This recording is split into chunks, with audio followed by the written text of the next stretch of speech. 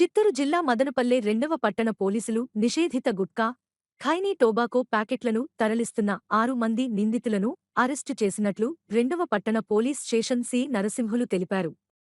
మదనపల్లె పట్టణంలోని నిఘా ఉంచి వీరిని పట్టుకున్నామని పేర్కొన్నారు. వారి వద్ద నుంచి సుమారుగా 3 లక్షల విలువైన గుట్కా, ఖైనీ ప్యాకెట్లు స్వాధీనం చేసుకున్నామని తెలిపారు. కర్ణాటక రాష్ట్రంలోని చింతామణి, ములబాగల్ నుండి కొనుగోలు చేసి చట్టవిరుద్ధంగా అక్రమ రవాణా చేస్తున్నారనే విశ్వసనీయ సమాచారంతో తనిఖీలు నిర్వహించామని పోలీసులు తెలిపారు.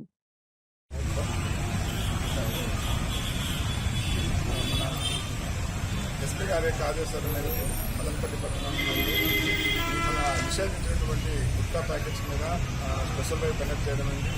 ఉన్న ఈరోజు స్పెషల్ డ్రైవ్ కండక్ట్ చేసి 3 కేసులు రిజిస్టర్ చేయండి. దీంట్లో భాగంగా 6 మందిని అరెస్ట్ చేసి మన మదనపల్లిలో ఉన్నటువంటి ప్రశాంత నగర్, మన ఈశ్వరమ్మ కాలనీ, అదేవిధంగా ఆర్టీసీ బస్ స్టాండ్, ఈ ప్రాంతాలలో దాడులు చేసి 6 మందిని అరెస్ట్ చేయడం జరిగింది.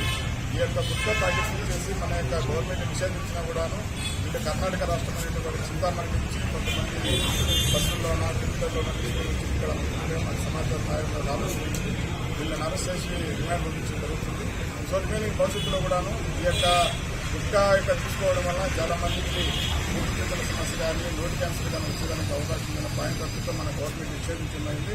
అయినా కూడా కొంతమంది కర్ణాటకలో తక్కువగా తీసుకొని వచ్చి ఇక్కడ ఎక్కువ డబ్బులకు అమ్మేసి లాభం చేసుకునే ఉద్దేశంతో ఇక్కడ వ్యాపారం చేస్తున్నట్టుగా నాకు సమాచారం రాఉంది.